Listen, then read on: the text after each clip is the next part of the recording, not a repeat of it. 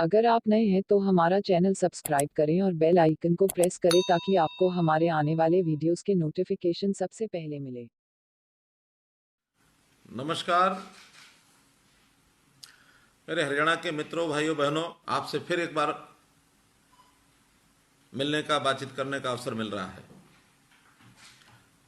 जैसा हमको पहले से जानकारी थी कि लॉकडाउन फेज 2 समाप्त होने वाला था और इस बीच में जैसे क्यास लगाए जा रहे थे, पूर्व संभावना भी ऐसी लग रही थी कि कोरोना को इसका मुकाबला करने के लिए ये लॉकडाउन बढ़ने की स्थिति बनेगी और उसी अनुसार 2 सप्ताह के लिए लॉकडाउन का पीरियड फिर से बढ़ा दिया गया है। 17 मई तक अब ये लॉकडाउन 3 चलने वाला है। इस बार लॉकडाउन के लगने से कुछ उसमें पहले की गतिविधियों को आगे बढ़ाने के लिए, खास करके आर्थिक गतिविधियों को सुचारू ढंग से चलाने के लिए छूट भी दी गई है और उस छूट देने में पूरे क्षेत्र को, देश भर में हर प्रांत में जिलानुसार 3 प्रकार के जोन बनाए गए हैं: ग्रीन जोन, ऑरेंज जोन और रेड जोन।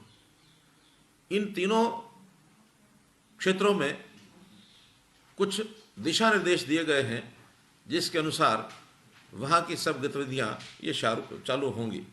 जहाँ तक ग्रीन जोन का विषय है, जो भी व्यक्तिगत रूप से चलने वाले जितने व्यवसाय हैं, गतिविधियां हैं, आर्थिक तौर पर जहां समूह के रूप में इकट्ठे नहीं होंगे, ऐसे प्राय सभी खोल दिए गए हैं। जो न खुलने वाली ऐसी गतिविधियां हैं जिसमें हमारे विद्यालय हैं, कॉलेज हैं, कोचिंग सेंटर्स हैं, मॉल्स हैं, सिनेमा हॉल्स हैं, जिम्स हैं, धार्मिक स्थल की गतिविधियां हैं, इन सब स्थानों पर अभी रोक रहेगी। अन्यथा सब दुकानें, सब बाजार, ये सब खोलने के निर्देश दे दिए गए हैं। लेकिन इसमें भी सोशल डिस्टेंसिंग का मंत्र, ये हमको सबको ध्यान रखना है कि कहीं भी भीड़ नहीं लगानी है। इसका प्रशासन भी पूरा ध्यान रखेगा। जहाँ तक बसों के आने जाने का विषय है, बसें 50% अपनी क्षमता की सवारियां लेकर के ही चल सकेंगी ग्रीन जोन में। और इसी प्रकार जो 4 पहिया वाहन हैं, ड्राइवर के साथ 2 सवारियां और बैठ करके चल सकती हैं। स्कूटर चलने की भी सहमति दी गई है, परंतु रेल, मेट्रो, जहाज, अंतर्राज्यीय बसें, इनके ऊपर भी रोक रहेगी। व्यक्तियों के नाते नागरिकों को भी थोड़ा इसमें बंधन लगाया गया है कि 10 वर्ष से नीचे की आयु के बच्चे और 65 वर्ष से ऊपर के आयु के हमारे वृद्ध बंधु, इनको घरों से न निकलें, ऐसी एडवाइजरी भी जारी की गई है। इसी प्रकार सायंकाल 7 बजे से प्रातःकाल 7 बजे तक जो एसेंशियल सर्विसेज हैं उनको छोड़कर शेष लोगों पर बाहर घूमने की, बाहर निकलने की ये रोक भी जारी रहेगी। इन सब बातों का पालन करने के लिए प्रशासन, पुलिस, इन सबको कहा गया है कि इसका ध्यान रखें। हेतु एकमात्र है, गतिविधियां सब चलाई जा सकती हैं, लेकिन कोरोना के फैलाव में किसी भी प्रकार की कोई गुंजाइश यदि होगी तो उसको रोका जाएगा। जहाँ तक ऑरेंज जोन का विषय है, वहाँ पर बसों की जो छूट ग्रीन जोन में दी गई है, वो छूट वहाँ नहीं रहेगी। बाकी सब विषय जैसे ग्रीन जोन में होंगे उसी प्रकार वहाँ से चलाए जाएंगे। जहाँ तक रेड जोन का विषय है, वहाँ पर नाई की दुकान, beauty parlour, spa, salon, rickshaw आदि, रिक्शा यानी ऑटो, टैक्सी, इनके चलाने पर भी प्रतिबंध होगा। तो इस नाते से रेड जोन में आवागमन की गतिविधियों पर थोड़ी रोक रहेगी। स्थानीय तौर पर जहाँ एक स्थान पर अपनी गतिविधि चलाने के लिए, बाकी ग्रीन जोन में जो छूट है वो छूट वहाँ भी रहेगी। जो क्षेत्र कंटेनमेंट जोन ऐसे घोषित किए जाएंगे, अर्थात जहाँ भी किसी क्षेत्र के अंदर कोरोना से पॉजिटिव व्यक्ति पाया जाता है, उस क्षेत्र में केवल एसेंशियल गुड्स इन्हीं को छूट रहेगी, अर्थात हेल्थ संबंधी सर्विसेज, बिजली पानी संबंधी सर्विसेज, ऐसी जो एसेंशियल सर्विसेज हैं उन्हीं को वहाँ चालू रखा जाएगा। इसके अलावा किसी प्रकार की छूट नहीं मिलेगी। प्रधानमंत्री जी के कथन अनुसार ऐसी सब गतिविधियों को चलाने में 2 गज की दूरी, ये एक फार्मूला जो दिया है उन्होंने, इसका हम सब लोग निश्चित रूप से ध्यान रखें। इसका ज़रूर हमको चिंता करनी है। जहाँ तक वर्तमान में कोरोना के संबंध में अपने प्रदेश की स्थिति है, हमें अभी भी अपने प्रदेश पर, यहाँ के व्यक्तियों, यहाँ की संस्थाओं, यहाँ का एडमिनिस्ट्रेशन, यहाँ की हमारी स्वास्थ्य सेवाएं, इन सब के ऊपर गर्व है कि मूल रूप से हरियाणा में बचाव हुआ है। लेकिन कुछ गतिविधियां ऐसी हुई जिसके कारण से आज का हमारा आंकड़ा वो कुछ ज़्यादा बढ़ गया है। इस आंकड़े की यदि मैं चर्चा करूं तो आज कुल पॉजिटिव केसेस की संख्या 364 हो गई है और इसमें 241 लोग वो स्वस्थ हो गए हैं, रिकवर हो गए हैं। आज पॉजिटिव जो संख्या शेष बची है जिनका इलाज चल रहा है वो 124 लोग हैं। दुर्भाग्यपूर्ण स्थिति है कि 4 लोग अपनी जान खो बैठे हैं। इनमें उल्लेखनीय बात, जैसा हमको पहले से पता है, 3 फैक्टर ऐसे हुए हैं जिससे हमें चिंता है। एक, जो जमात के लोग, तबलीगी लोग थे, उनकी बड़ी संख्या हमारे इन पॉजिटिव केसेस में आई। और दूसरा जो चिंताजनक स्थिति वो बनी कि दिल्ली में काम करने वाले लोग जो हरियाणा में प्रतिदिन आते जाते थे दैनिक यात्री के रूप में या व्यवसाय के रूप में, उनको भी कोरोना से पॉजिटिव पाया गया। वो भी एक बड़ी संख्या है, क्योंकि दुखद स्थिति है कि दिल्ली हमारे देश की राजधानी होने के नाते भी एक बहुत बड़ी संख्या में वहाँ लोग पॉजिटिव हो गए हैं। वहाँ 3 तरफ से दिल्ली को हरियाणा के ज़िले लगते हैं। उन ज़िलों में चाहे वो सोनीपत है, झज्जर है, गुरुग्राम है अथवा फरीदाबाद है, ये संख्या अधिक मात्रा में बढ़ी। एक तीसरा फैक्टर और जो ध्यान में आ रहा है, भले संख्या उसकी ज़्यादा हरियाणा में तो नहीं है, लेकिन पंजाब में बहुत बड़ी संख्या पाई गई है कि नांदेड़ से जो आए हुए तीर्थयात्री, उनमें भी बड़ी संख्या में और लोग पॉजिटिव पाए गए हैं। हरियाणा में भी उनमें से कुछ लोग डबवाली, सिरसा में कल ही आए थे, 2 लोग उसमें पॉजिटिव पाए गए। बाकियों के टेस्ट अभी होगा, उसका रिजल्ट अभी आना शेष है। यदि ये घटनाएं न होती तो हम बहुत अच्छी स्थिति में होते। फिर भी आज हम बाकी प्रांतों की अपेक्षा स्थिति हमारी ठीक है। हमारे यहाँ की जनता ने संकल्प लिया है कि हम सब लोग मिल करके इस कोरोना की लड़ाई में एकत्र रहेंगे और हमारी जितनी सेवाएं, सर्विसेज हैं, वो भी डट करके जुटे हैं। हम सब लोगों को इस बात के लिए ध्यान रखना है कि ये बात कहीं आगे न बढ़ जाए। इस कोरोना के दौर में ही एक विषय, किसान का जो हर वर्ष का एक वार्षिक विषय होता है, उनकी प्रोक्योरमेंट का, मंडियों में जाने का, जिसको हमने सुचारू ढंग से, सरसों की खरीद 15 जुलाई से शुरू कराई थी, गेहूं की खरीद 20 जुलाई से शुरू हुई, 20 अप्रैल से शुरू हुई, 15 अप्रैल और 20 अप्रैल से, तब से दोनों फसलों की प्रोक्योरमेंट बहुत अच्छे प्रकार से चल रही है। वर्तमान में यदि आंकड़े देखे जाएंगे तो सरसों 4,02,000 मीट्रिक टन इसकी आवक हो चुकी है। इसी प्रकार गेहूं की आवक भी लगभग 44 लाख मीट्रिक टन ये हो चुकी है, जो कुल हमारी जो पैदावार है गेहूं की, उसका 60% से ऊपर हो चुका है। और भुगतान के नाते भी यदि मैं आंकड़े रखूं तो सरसों का भुगतान 450 करोड़ रुपए का हो चुका है और गेहूं का भुगतान 283 करोड़ रुपए का हो चुका है। और मैं समझता हूं कि हमने जो टारगेट तो अपना बहुत आगे का रखा था, 30 जून तक हम प्रोक्योरमेंट करेंगे, लेकिन मुझे लगता है जिस गति से प्रोक्योरमेंट हो रही है, शायद ये 15 और 20 मई तक हम इसको पूरा कर ही लेंगे, ऐसा मुझे इसका आभास हो रहा है। मैं एक विषय और आपके सामने रखना चाहूँगा और बहुत निसंकोच रखना चाहूँगा। वैसे तो ऐसे समय पर यह विषय न रखा जाता तो ज़्यादा अच्छा होता, लेकिन परिस्थितियाँ कुछ ऐसी बनी कि मुझे आपके सामने वो विषय रखना पड़ रहा है।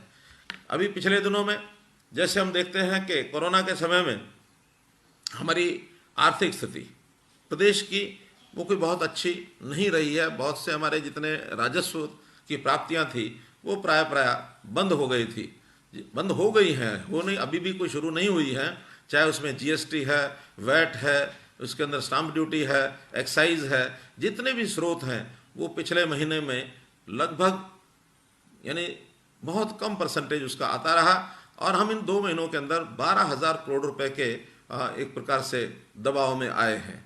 हमने खर्चे करने के लिए भी जो आवश्यक खर्चे हैं वही किए और शेष खर्चे सारे बंद कर दिए गए हैं, बहुत से उसमें पग लिए गए हैं, आपको सबको बताया गया है। 2 दिन पहले कैबिनेट की मीटिंग के अंदर एक छोटे निर्णय हमने ज़रूर लिए और उसके अंदर बहुत कम छोटे निर्णय जिसको कह सकते हैं, उसमें एक हमने फीस बढ़ाई, एक हमने कर बढ़ाया, एक हमने किराया बढ़ाया। कितना? किराया मात्र 15 पैसे पर किलोमीटर, फीस मात्र जिसको कहना चाहिए कि 2% सब्जी के ऊपर, अर्थात एक व्यक्ति 10 रुपये किलो की अगर सब्जी लाता है तो 20 पैसे प्रति किलो की फीस उसकी बढ़ती है। और कर जो बढ़ाया वो भी हमने वैट के अंदर कर इतना नॉमिनल जिसके कारण से सिर्फ 1 रुपया लीटर डीजल और 1 रुपया 10 पैसे लीटर पेट्रोल का खर्च बढ़ता है। एक मामूली कर जिसके अंदर ये कह सकता हूँ कि एक 70-80 करोड़ रुपए महीने का इसके अंदर एक सरकार को आमदन सब दृष्टि से होने वाली है। जबकि हमारा खर्च, महीने का खर्च जैसा हम देखते हैं कि 10,000 करोड़ रुपए से ऊपर का खर्च होता है। इतने कम वृद्धि का हेतु इतना ही मात्र था कि इन तीनों चीज़ों में थोड़ी थोड़ी वृद्धि होकर के और हम इनके काम को सुचारू रूप से चला सकें। लेकिन इतना करने के बाद हमारे कुछ विरोधी मित्रों ने, हमारे विपक्ष के मित्रों ने, खास करके उसमें कांग्रेस की हमारी अध्यक्ष शैलजा कुमारी और कांग्रेस के नेता रणदीप सुरजेवाला, इन्होंने उस विषय को जिस ढंग से आगे रखा है, बढ़ाया है, उसको सोच करके बहुत ही मन में कष्ट हुआ, ऐसा मैं कह सकता हूँ। क्योंकि इतने छोटे विषय के ऊपर इतना आगे बढ़ करके कहना, यानी मात्र 80-82 करोड़ रुपए महीने का खर्च 10,000 करोड़ रुपए के खर्च में से अगर हमने बढ़ाया है और उन्होंने कहा कि जैसे बहुत कुछ जनता से लूट लिया गया हो। उदाहरण दिया कि 44,000 करोड़ रुपया 6 साल का वैट ये आखिर कहाँ गया। मेरा कहना है कि 44,000 करोड़ रुपए का ही क्यों बात करते हैं। वो बात करते तो फिर हम 6 साल के अंदर टोटल बजट तो हमने 5 लाख करोड़ रुपए का खर्च कर दिया और 5 लाख करोड़ रुपए और 44,000 करोड़ रुपए के बाद एक छोटे छोटे 10 पैसे, 20 पैसे के, 15 पैसे के खर्च के ऊपर वो तुलना करने लग गए। आखिर तो ये हिसाब किताब उनको लेने का किसी प्रकार का कोई औचित्य बनता नहीं है, क्योंकि हर वर्ष बजट का जितना भी प्रावधान होता है उसका हिसाब किताब विधानसभा में रखा जाता है। ये बजट 1 अप्रैल से 31 मार्च तक होता है। 31 मार्च को खजाना बंद करके उसके बाद 1 अप्रैल से नए सिरे से सब कुछ शुरू किया जाता है। ये महीना तो अभी नहीं हुआ और जिस 1 महीने के बाद वो इस प्रकार के बड़े विषय खोलने लग गए हैं।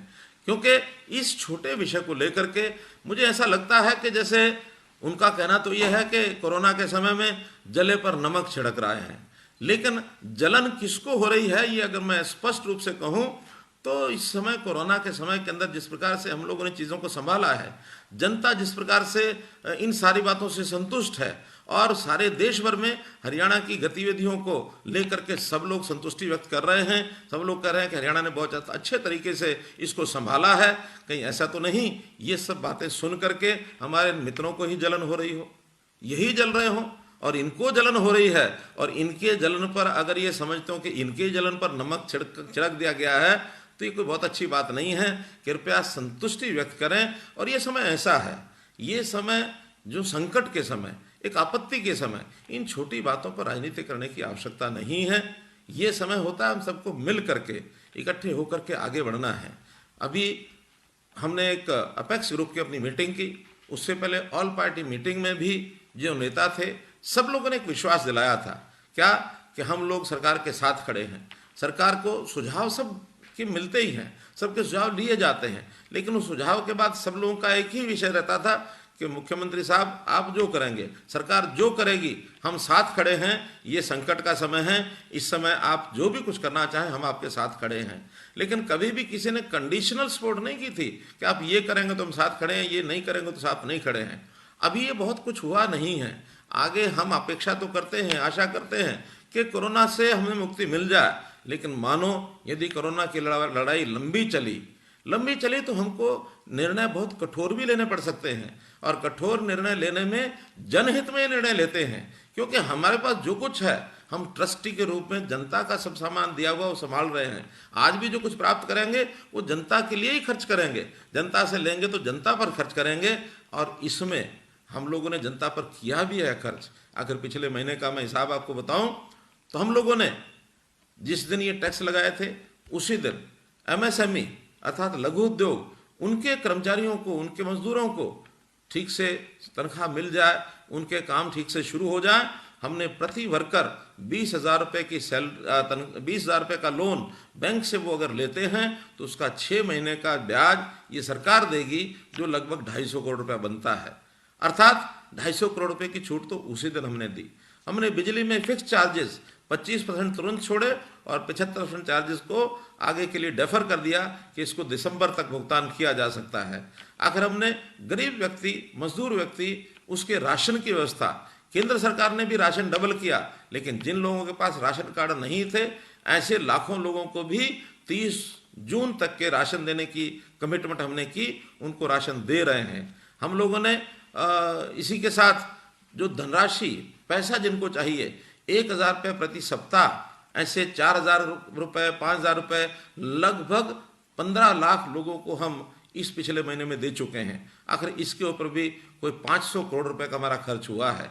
ये करोड़ों रुपए साथ साथ खर्च हो रहे हैं। 80 करोड़ रुपए महीने के इस दर्द को अगर इस प्रकार से न वो रखते, अगर इसमें संतुष्टि जाहिर करते तो उनकी परिपक्वता ये नजर आती। ये विषय जरूर मैं बहुत अपने एक कष्टदायक मन से जनता के सामने रख रहा हूँ।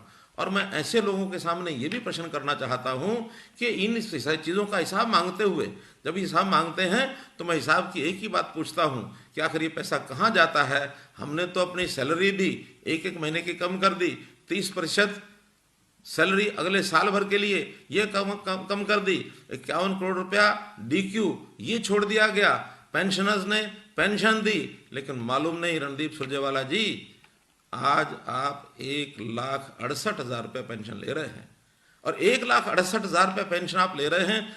आपने मालूम नहीं सरकार के कोरोना रिलीफ फंड में कुछ योगदान किया कि नहीं किया, मालूम नहीं लाखों करोड़ों भोजन के पैकेट सामाजिक संस्थाएं सारे प्रदेश में जो कर रही हैं उनको भी आपने एक पैसा दिया कि नहीं दिया। और आप तो अगर सारा हिसाब आपका पिछला हम लगा लें 5 साल का, जब आप विधानसभा के सदस्य थे मात्र 7 बार आप आए हैं विधानसभा में और पूरे 5 वर्ष का खर्च 1,12,00,000 रुपये आपने लिया है।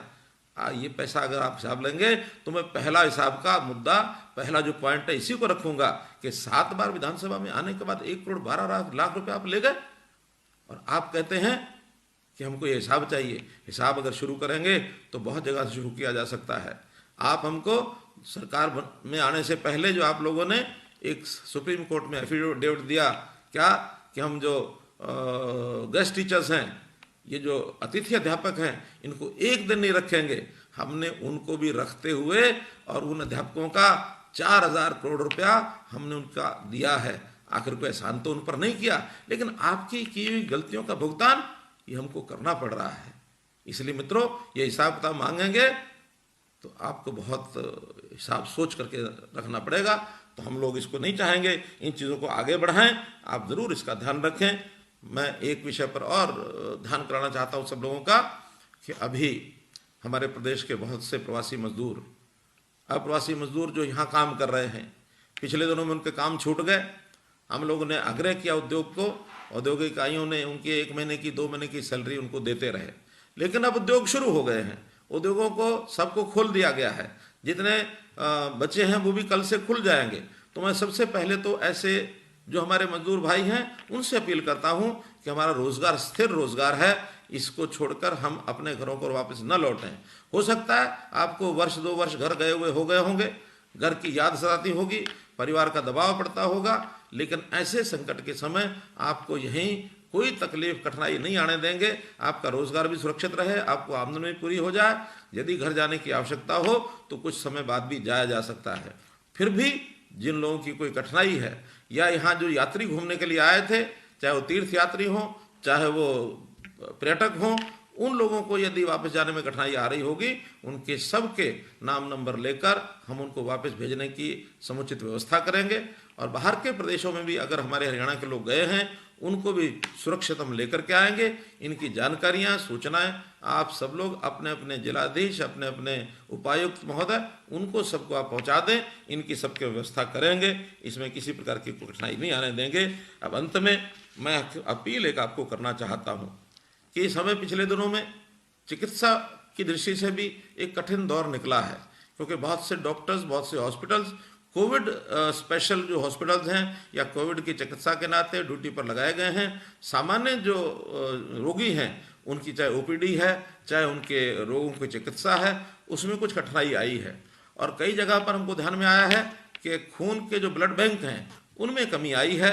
अभी कुछ संस्थाओं ने अपने ब्लड बैंक को दोबारा से शुरू किया है और एक खून का, ब्लड का जो डोनेशन है उसके नाते से वो आगे आए हैं। इस अवसर पर क्योंकि जो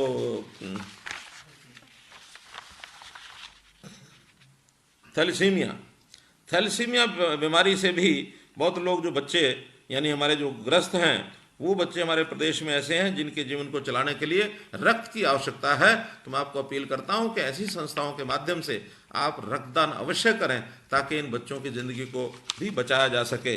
आज इस अवसर पर एक संकल्प के साथ हम आगे बढ़ें और निश्चित रूप से आने वाले समय में भले आशा अपेक्षा हम अच्छी करते हैं, होप फॉर द बेस्ट, लेकिन दूसरा वाक्य मेरा है प्रिपेयर फॉर द वर्स्ट। हम किसी भी आपत्ति के लिए उसका मुकाबला करने के लिए अपनी तैयारी रखें। मेरा विश्वास है कि हरियाणा से कोरोना हारेगा, भारत से भागेगा। बहुत बहुत धन्यवाद।